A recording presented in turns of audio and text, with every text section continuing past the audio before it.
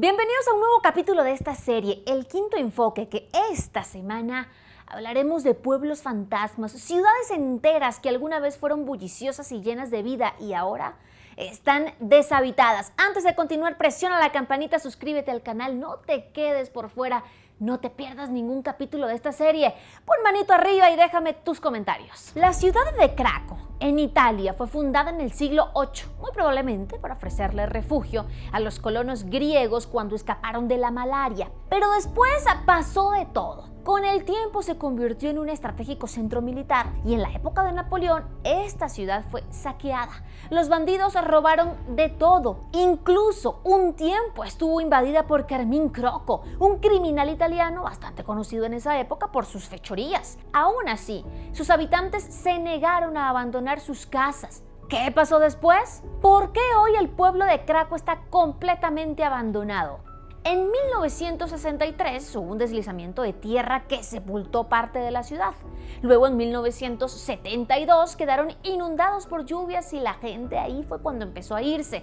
Pero la estocada final fue en 1980 cuando un terremoto acabó con muchas casas. De hecho, pasa por allí una falla geológica. Y Craco está situada sobre una colina de arena y arcilla que no resistiría un terremoto más. Desde entonces la ciudad está completamente abandonada. ¿Puedes ir? Sí. Puedes darte una vuelta por sus estrechas calles, admirar las ruinas de casas, iglesias. La Torre del Castillo, por cierto, todavía está de pie. Lo cierto es que los desastres naturales hicieron que Craco se convirtiera en una ruina para siempre. Hoy lo usan para rodar películas, programas de televisión o hasta para hacer videos musicales. La verdad es que desde allí se ve un paisaje único y ¿quién se lo quiere perder? ¿Vieron La Pasión de Cristo de Mel Gibson? Esa película fue rodada allí en Craco. Hay otro pueblo fantasma a la vista. No olvides suscribirte al canal, se vienen muchas historias tan fascinantes como esta.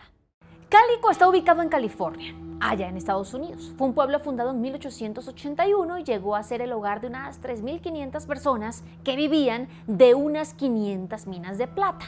De hecho, una de ellas fue la mina con mayor producción de California a mediados de la década de 1880.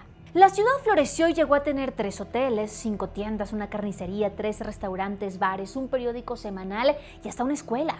Pero también una oficina de correos, servicio de teléfono y telégrafo. Y no solo eso, era una ciudad en apogeo, tanto así que contaba con 2 policías, 2 abogados, un juez, 2 médicos. Incluso había una oficina de Wells Fargo, que es un banco de Estados Unidos. Empezó a llegar gente de Irlanda, de Inglaterra, de China, Francia, Holanda y Grecia. Gente que quería trabajo y allí en Calico había de sobra. Hasta que una ley federal fue promulgada y el valor de la plata cayó en picada, así que ya no era económicamente rentable. La gente empezó a irse. Ya para 1907 no quedaba absolutamente nadie. Hasta que un hombre llamado Walter y su esposa Cordelia decidieron darle una oportunidad más a Calico. Intentaron revivir la ciudad en 1912 construyendo una planta de cianuro para recuperar toda esa plata que quedó en los depósitos no procesados de las minas, pero no tuvieron mucho éxito, así que mejor se dedicaron a reconstruir la ciudad, que por cierto terminaron donando al condado para que se convirtiera en un parque estatal y sí, así fue. La mayoría de los edificios restaurados y nuevos son de madera rústica.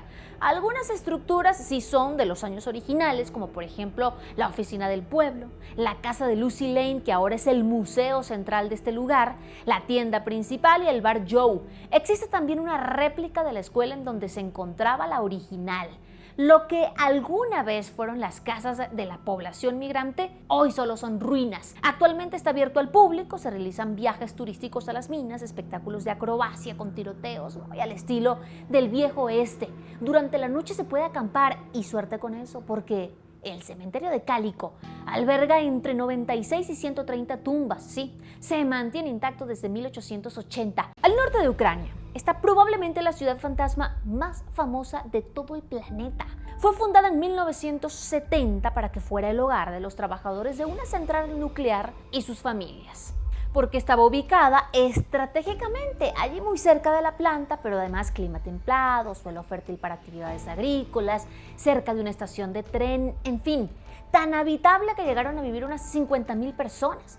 De hecho, la ciudad se dividió en varios barrios, varias colonias, Y 15 años después de su fundación, en 1985, Priyat contaba con biblioteca, hoteles, cines, escuelas, hospitales, tiendas, cafeterías, guarderías y hasta una sala de conciertos, hasta que llegó ese fatídico 26 de abril de 1986.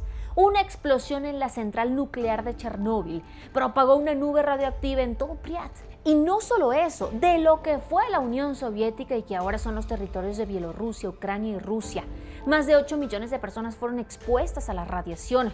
A los habitantes de Priyat los tuvieron que desalojar pronto. De un segundo a otro dejaron sus hogares, su vida y nunca más pudieron volver, o por lo menos no a corto o mediano plazo.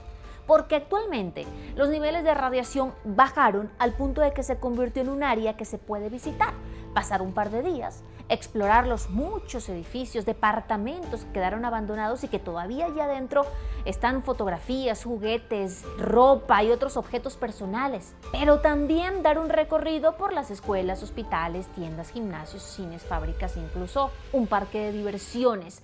Pero es inhabitable y no lo será hasta dentro de varios siglos.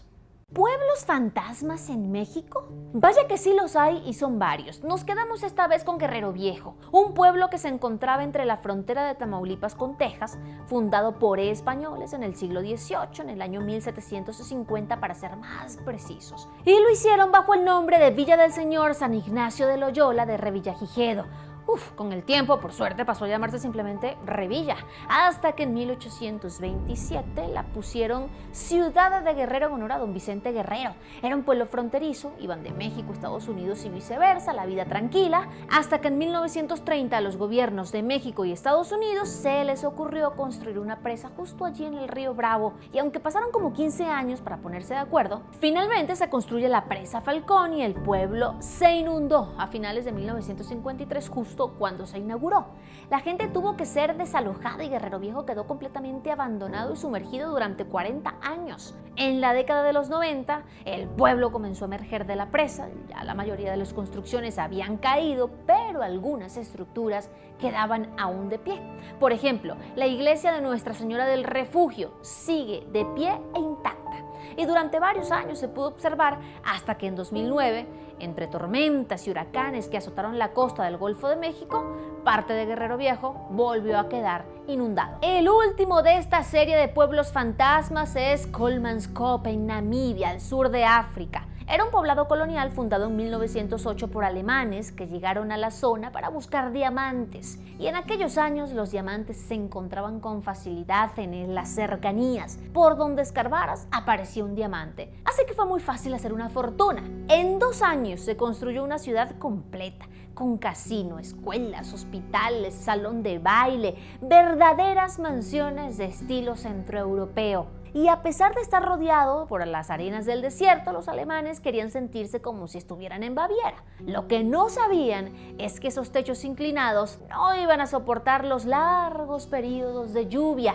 Pero no fue por eso que huyeron de allí. Durante años extrajeron hasta 1 tonelada de diamantes, pero un día se acabó.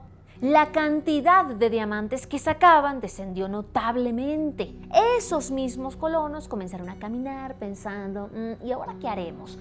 Hasta que se toparon con diamantes mucho mayores y en abundancia, pero a unos 200 kilómetros de allí, en la frontera con Sudáfrica. Adiós, Kolmanskop. Abandonaron todo y se fueron en busca de más riqueza. Y claro que la zona pasó de ser un lujo en el desierto a ser devorada por la arena. Por cierto que fue la primera localidad africana en tener un aparato de rayos X importado específicamente para vigilar que los mineros no ingirieran los diamantes para después venderlos de manera ilícita. Y no son los únicos pueblos fantasmas, hay muchísimos por todo el mundo, como recordándonos a nuestros antepasados. Llegamos al quinto enfoque.